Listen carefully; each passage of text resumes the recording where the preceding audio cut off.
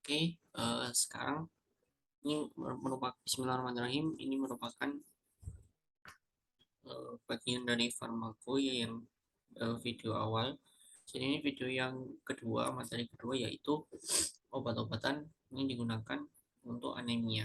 Nah, apa sih anemia? Anemia itu kekurangan red blood cell atau eritrositnya, kadarnya, tapi nggak kekurangan darah. Bisa jadi kekurangan darah, tapi bisa juga eh, terjadi suatu kelainan gitu ya. Intinya kekurangan eritrosit itu menyebabkan pengangkutan oksigen ke jaringan itu kurang gitu. Nah, nggak sembarangan kita bisa bilang anemia, anemia gitu enggak, tapi kita harus melakukan sejumlah pemeriksaan. Jadi dulu waktu SMA itu ada teman gitu ya bilang kalau saya itu anemia, bla bla bla. Terus untung waktu itu saya nggak respon, maksudnya oh gitu ya, soalnya ternyata ternyata pas sudah kuliah tahu bahwasanya kalau anemia itu benar-benar apa ya, harus ada kayak diagnosisnya dulu gitu. Jadi nggak bisa sekedar ngeklaim kalau gampang ngantuk atau apa itu anemia, tapi bisa jadi gitu. Ya, intinya seperti itu. Jadi untuk membicarakan obat-obatan anemia, mungkin kita harus tahu dulu ya anemia itu macam-macamnya apa. Jadi mungkin next slide. Ya, jadi anemia ini seperti yang tampak di slide ya. Itu ada bermacam-macam, yang di sebelahnya itu merupakan SKDI-nya atau standar kemampuannya berapa gitu ya. Terus yang pertama defisiensi besi atau iron deficiency, yaitu 4A ya, SKDI-nya. Kemudian ada juga anemia yang karena pendarahan atau hemolitik. Terus ada anemia makrositik, megaloblastik, dan aplastik 2. Nah, setiap jenis-jenis malaria ini memiliki ciri-ciri khas, yaitu yang pertama bisa dilihat dari bentuknya atau MCV, MCHC, dan segala macam ya, ada TIBC gitu, ada ferritin, kadar ferritin, eh, tes SI atau serum iron, dan lain-lainnya. Terus dari gambaran klinis atau gambaran dari labnya mungkin. Habis itu dari terapinya sedikit itu masing-masingnya tuh kayak berbeda gitu. Nah, anemia sendiri kalau kita lihat dari MCV-nya, di mana MCV normal tuh kan 80 sampai 95, ada yang bilang sampai 100. Nah, kalau kurang dari itu berarti mikrositik ya, anemia mikrositik itu kemungkinannya ada 4. Yang pertama ada eh, iron deficiency, terus ada thalassemia ya, habis itu ada juga anemia yang aplastik ya. Plastik itu juga bisa, sideroblastik, thalassemia, kekurangan besi, maupun karena eh, penyakit kronis, anemia of chronic disease. Nah, itu yang eh, mikrositik ya, hipokromik ya, makrositik hipokromik. Terus kalau yang MCV-nya itu 80 sampai 95, berarti itu normositik ya, anemia yang normositik. eh, Kemungkinannya ya bisa kayak aplastik dan kehilangan darah akut ya, akut loss, eh, blood loss. Terus ada juga yang MCV-nya besar banget ya, besar di atas 95 atau di atas 100 nilai normalnya, itu adalah anemia makrositik. Jadi kemungkinannya eh, anemia megaloblastik gitu ya. Ya, kita coba eh, yang dari MCV rendah tadi itu ada 4 kemungkinan kan ya, ada defisiensi besi, chronic disease, eh, sideroblastik, dan juga thalassemia.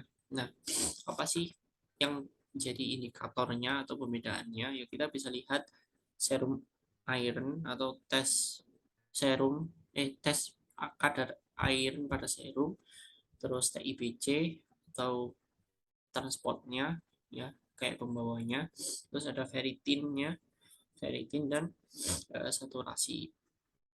Intinya kalau misalkan dia itu anemia defisiensi besi, keempatnya itu semuanya itu menurun kecuali TIBC ya naik ya, kayak serum iron berarti menurun, habis itu TIBC-nya naik, ferritinnya turun, saturasinya turun, itu aja.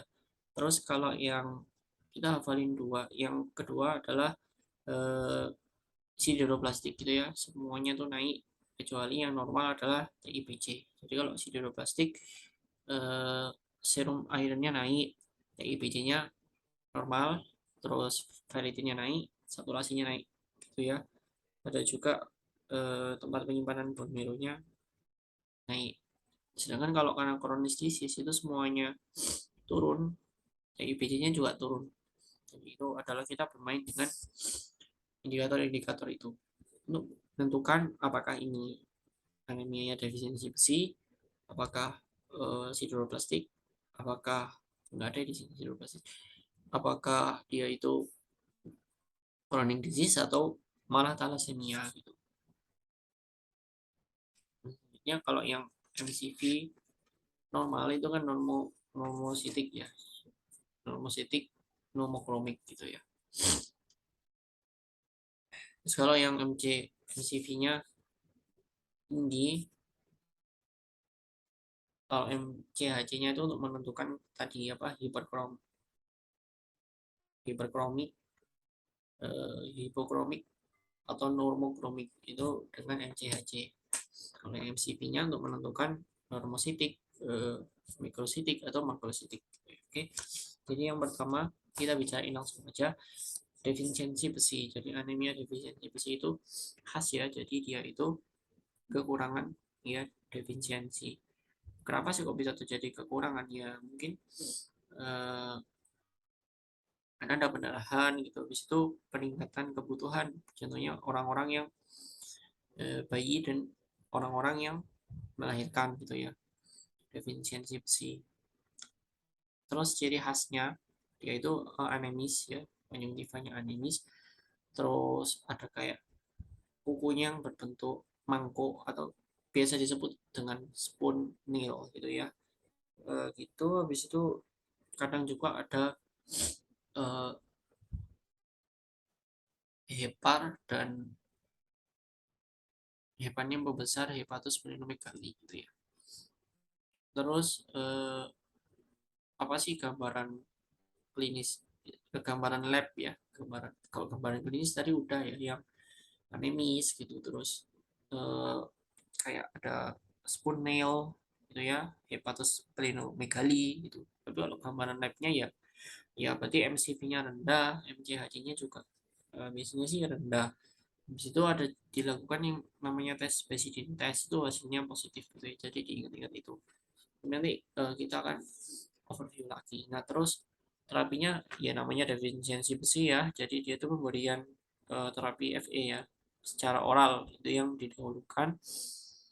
Kalau nggak bisa bisa juga dengan parenteral. Nanti kita bahas di belakang. Nah, intinya terapi pemberian FA itu eh, lama ya. Jadi dia itu nggak bisa cepat ya, nggak bisa sekali minum langsung naik eh, eritrositnya gitu enggak. Terus habis itu dilakukannya dengan sesudah habis makan ya, dan dia itu harus dimulai ya, dimulai dari dosis yang kecil dulu gitu. Oke, lanjut. Selanjutnya adalah anemia. Nggak ada ya tadi yang temennya defisiensi besi tapi ciri khasnya TIBC-nya turun dan semuanya turun, itu adalah anemia sideroblastik ya. Jadi terus itu harus dihafalkan kalau eh, anemia yang kalau yang sebelahnya karena thalassemia itu gambaran klinisnya adalah terjadi kenaikan HbA2 ya, kayak kadar HbA2-nya itu naik, jadi itu dikatakan dengan thalassemia. Oke, kita lanjut dulu ke yang namanya itu megaloblastik ya. Jadi megaloblastik itu MCV-nya tinggi, MCHD-nya juga tinggi ya, makrositik dia. Habis itu retikulositnya dia itu rendah gitu ya. Terus terapinya adalah eh, kemudian vitamin yang sesuai. Terus kalau pada gagal ginjal ya, itu diberikan diuretik dan kalium. Itu megaloblastik ini bisa juga defisiensi dari B12 ya, B12 dan asam folat. Nanti kita bicarakan itu. Jadi untuk efisiensi karena B12 itu kita butuh sehari itu minimal 1 mikrogram itu apa B12, dan bisa dimakan kayak di susu, buah-buahan, daging gitu. Terus kalau yang asam folat itu kita butuhnya lebih banyak, 50 mikrogram ya per hari. Dia itu bisa ditemukan di vegetable dan ati gitu ya, sayur-sayuran dan ati. Terus kemarin juga keluar di uh, progress test ya, tentang pencegahan ya kelainan kongenital ya pada bayi, spina bifida atau kelainan bentuk kepala itu ya. Jadi ternyata pregnancy woman atau orang yang hamil itu harus konsumsi yang namanya asam folat gitu. Kadarnya kalau nggak salah tadi saya cari sekitar 400 gitu, atau mungkin bisa dicari lagi. Intinya itu. Untung ya itu ada logikanya dikit sih dari megaloblastik gitu ya. Ini adalah anemia karena hemolitik. Nah, hemolitik ini dia itu khas ya karena adanya kayak hemolitik itu kayak pendarahan gitu. Terus dia itu ada juga yang defisiensi ya, defisiensi GP G6PD atau semacam enzim G6PD. Bentar.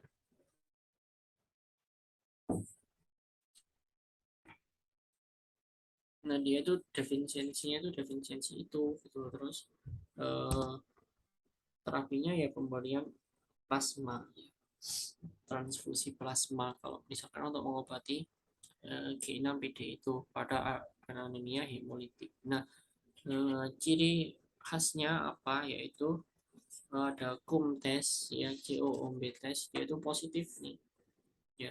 Jadi kalau pada pasien-pasien yang ini apa menderita hemolitik, anemia hemolitik, kalau dilakukan tes COM itu positif gitu ya. Terus mungkin terapinya tadi ya tergantung dengan penyebabnya. Tadi kalau misalkan ada yang defisiensi G6PD, berarti terapinya adalah transfusi plasma gitu ya. Jadi itu. Terus ya udah semua makrositik tadi udah nggak sih ya, termasuk kalau plastik juga itu makrositik. Terus ada juga anemia aplastik ya. Jadi aplastik itu ciri khasnya adalah pansitopenia, jadi semuanya menurun. Jadi ada anemia, leukopenia, jadi eritrositnya menurun, leukositnya menurun, trombositopenia, trombositnya menurun. Itu adalah anemia aplastik ya. Dari aplastik itu kayak sutulnya itu digantikan sutul digantikan oleh jaringan lemak. Gitu. Oke, itu aja sih. Terus kalau gambaran klinisnya, sel lemaknya ya, berarti kalau susu tulang kan tadi kan digantikan dengan lemak kayak berarti yaitu kandungan lemaknya banyak banget, dan dikatakan sekitar 75%-an ya lebihnya. Terus berarti untuk pengobatannya adalah dengan terapi untuk yang apa aplastik ini adalah dengan steroid ya, menggunakan obat-obatan steroid. Dan sekali lagi semua pengobatan anemia tuh nggak sebentar ya, jadi waktunya berbulan-bulan gitu, berminggu-minggu sampai berbulan-bulan gitu. Jadi itulah overview dari anemia. Kita ulang lagi, jadi untuk defisiensi besi itu karena MCV-nya rendah, MCID-nya juga rendah gitu ya. Jadi tadi kalau hemolitik ciri khasnya itu ada teskumnya positif gitu ya. Hemolitik karena pendarahan gitu ya. Habis itu ada juga yang hemolitik itu yang apa ya? Di defisiensi G6PD itu. Ya, G6PD itu kan berarti kan harus ditransfusi plasma. Terus kalau yang megaloblastik itu berarti kan karena defisiensi dari B16, B12 dan B9 atau asam folat gitu ya. Gitu gitu aja. Terus kalau yang barusan dibicarain dari plastik itu sub tulangnya di, digantikan oleh jaringan lemak, dan dia itu kalau yang aplastik itu tadi obatnya kan anabolik dari steroid ya, androgen selama 6 bulan gitu ya. Dari anemia aplastik tadi. Dan oh ya, ciri khas gambaran labnya adalah pansitopeni atau anemia, eh, trombositopenia, leukopenia gitu. Jadi penurunan leukopenia. Berarti bisa juga nih diagnosis bandingnya itu bisa juga SLE ya, sistemik lupus erythematosus. Yes, lupus ya, lupus. Kenapa? Karena pada lupus itu ya ini diagnosis banding ya, karena pada lupus itu kalau misalkan kita lihat pada leukositnya dan trombositnya itu sama penia, leukositopenia, trombositopenia, ke apa kelainan hematologinya. Tapi biasanya yang jarang sih yang terjadi itu biasanya kalau lupus itu ada anemia hemolitik gitu ya. Nah, bicara soal lupus ini merupakan eh, tantangan sendiri ya, karena penyebabnya juga nggak diketahui. Jadi kompleks, banyak komponen yang bisa menyebabkan dia itu bisa menyebabkan lupus. Oke, itu sekilas saja gitu. Jadi ini adalah overview singkat ya dari anemia dulu. Jadi kita tahu nih anemia itu apa tuh ya, anemia itu apa tuh. Terus nanti bisa tahu dari pengobatan atau terapinya ya. Mungkin cukup ini dari anemia. Nah, selanjutnya ini adalah obat-obatan dari anemia. Jadi yang pertama eh, eritropoietin. Jadi eritropoietin itu membentukkan eritropoiesis ya. Terjadinya di mana? Dia itu terjadinya di kidney atau ginjal. Terus eritropoietin ini apa sih? Contoh obatnya langsung gitu ya, yaitu epoetin alfa. eh, Derivatnya atau turunannya apa? Yes, mungkin apetin, epogen dan procrit. Dan dia itu kan eritropoietin kan ada pada ginjal tuh ya. Nah, sorry, mekanismenya itu dia itu mendukung proliferasi dan maturasi dari sel darah merah atau red blood cell ya. Terus itu dia tuh misalkan pada orang-orang yang ada riwayat gagal ginjal itu diberikan, karena ini ya itu mengobati dari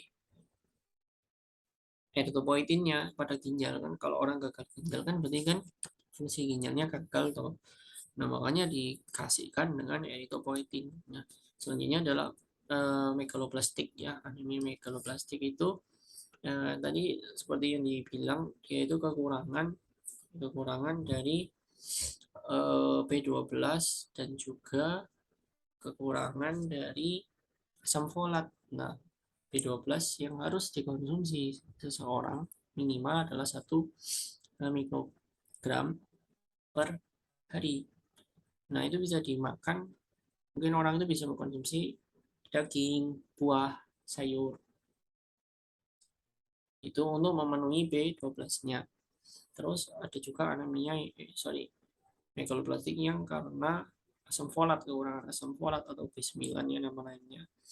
Dia tuh kebutuhannya agak sedikit lebih besar sih ya, karena terkait dengan manfaatnya yaitu untuk sintesis ya, sintesis dari RBC-nya, proliferasi RBC-nya. Nah, kebutuhannya kan lebih besar 50 mikrogram per hari, dan bisa dikonsumsi di kayak sayur-sayuran gitu, aktif gitu, liver ya, fatty bisa ada di situ. Nah, terapinya adalah pemberian suplemen B12 dan juga suplemen asam folat. Nah, uh, suplemen B12 itu dosisnya 100 sampai 1000 mikrogram ya, untuk 1 sampai 2 minggu. Terus apa sih namanya obat-obatnya, pokoknya belakangnya kobalamin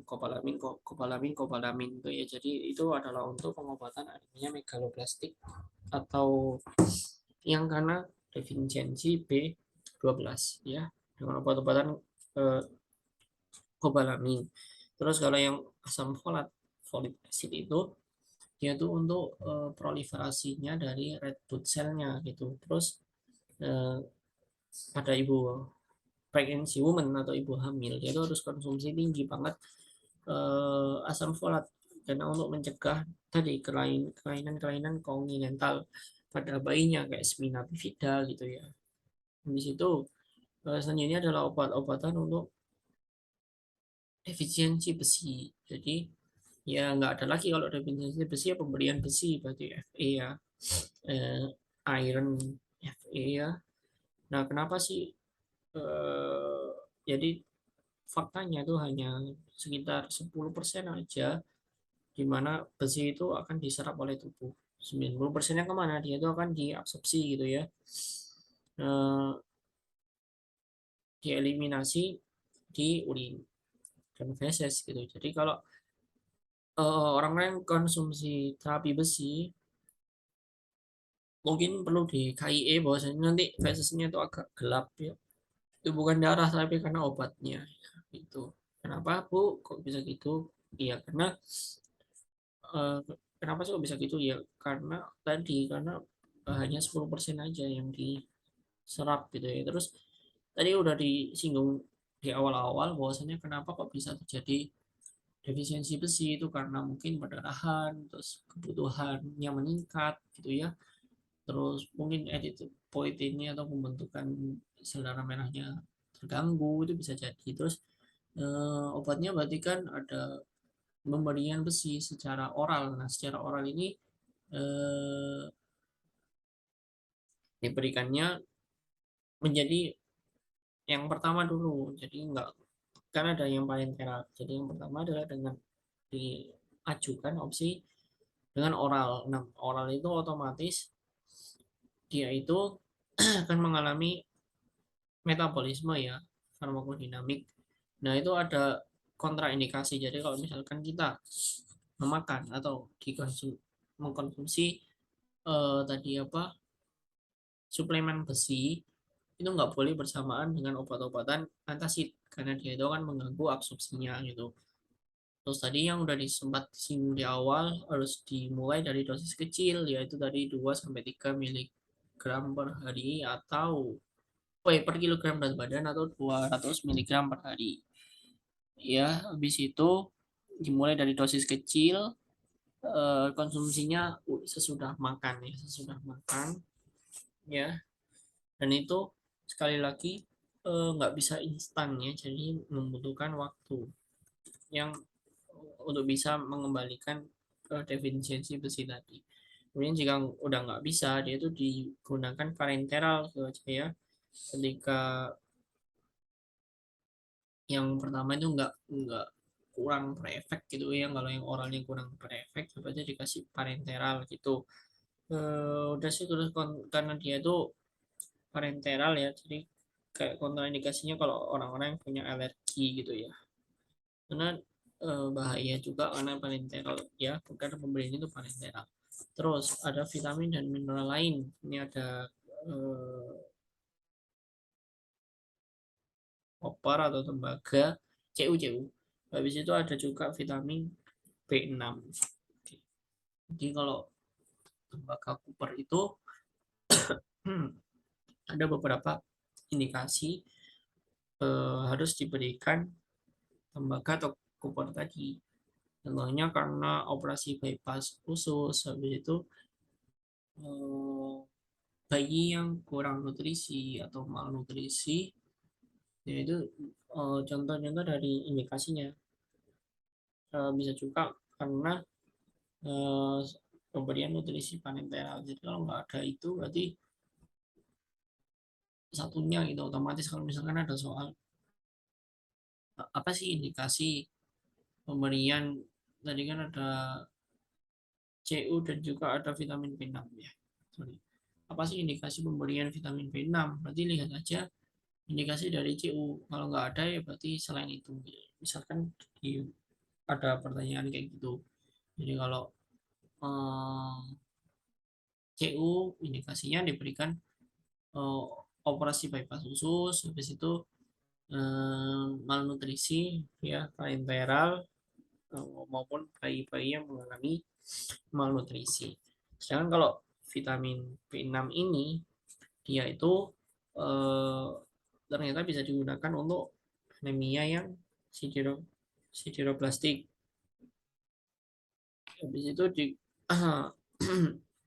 ionazid dan piramidin ya, pirazinamid itu bisa, contohnya salah satu contohnya dari B6.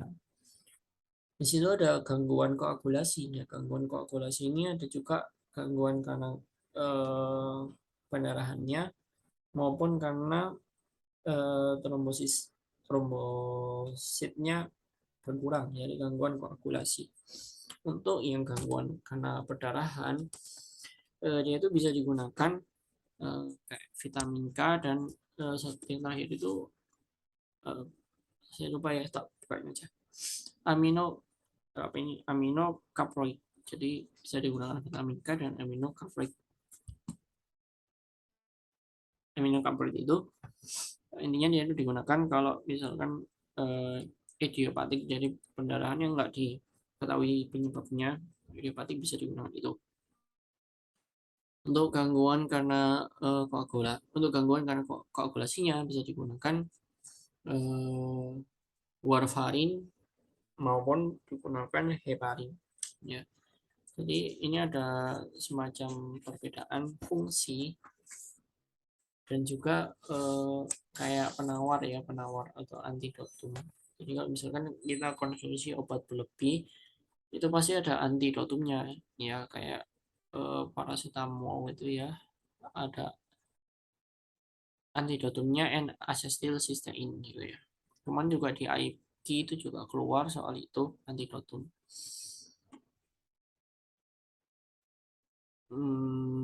Kita lanjut tadi itu gangguan koagulasi ada heparin. Jadi heparin itu dia itu menginhibisi secara tidak langsung karena dia itu bisa mempercepat atau memperlambat gitu ya secara tidak langsung. Jadi itu dia itu bekerjanya sebagai kofaktor. Faktor apa aja? Ya 2A, 9A dan 10A gitu ya. Terus hmm,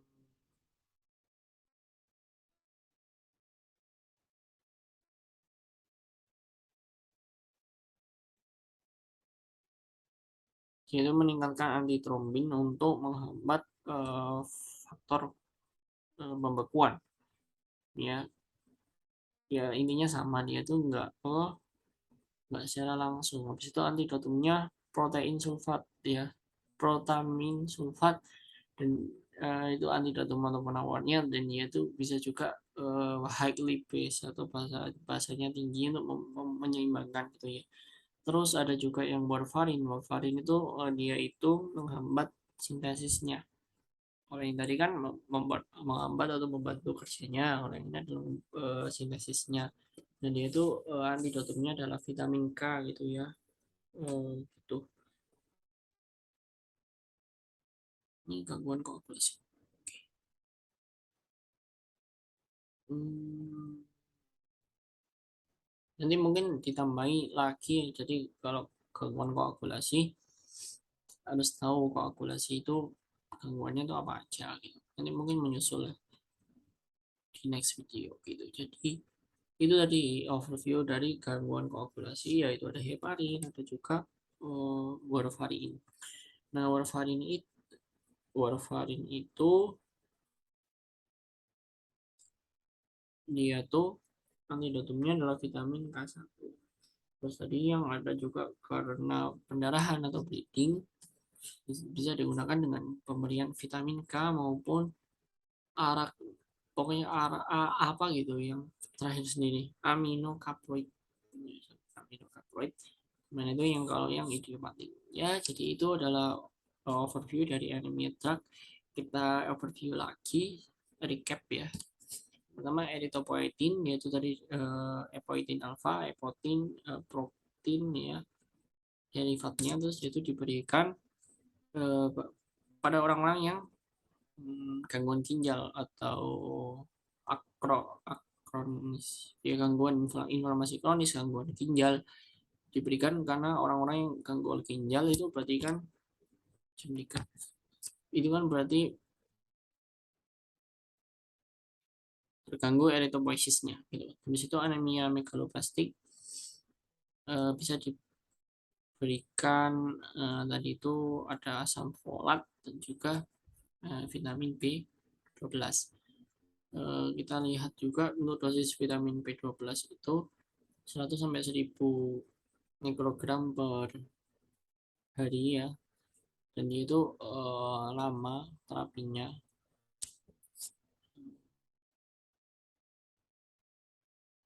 Itu kalau yang asam folat itu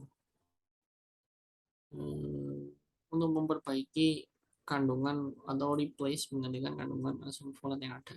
Terus defisiensi besi itu digunakan obat-obatan terapi FI di mana harus mulai dari dosis kecil sesudah makan dan waktunya lama gitu ya. Defisiensi besi